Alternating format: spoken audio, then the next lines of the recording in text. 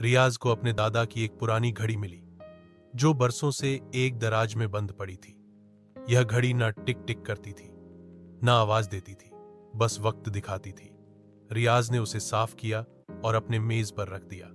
एक रात वह देर तक मोबाइल पर मशगूल था कि अचानक घड़ी से हल्की सी आवाज आई, वक्त जाया न करो। रियाज चौंक गया। कमरे में कोई न था, मगर आवाज साफ सुनाई दी। अगले दिन वह घड़ी बार बार यही जुमला दोहराती रही।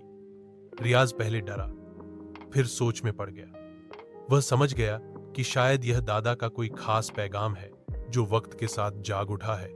उसने मोबाइल एक तरफ रखा, पढ़ाई पर ध्यान देना शुरू किया। वक्त की कद्र सीखी, मेहनत की।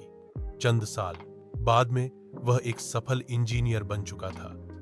आज वही घड़ी उसके ऑफिस की मेज पर है, शांत, क्योंकि उसका संदेश अपना काम कर चुका है।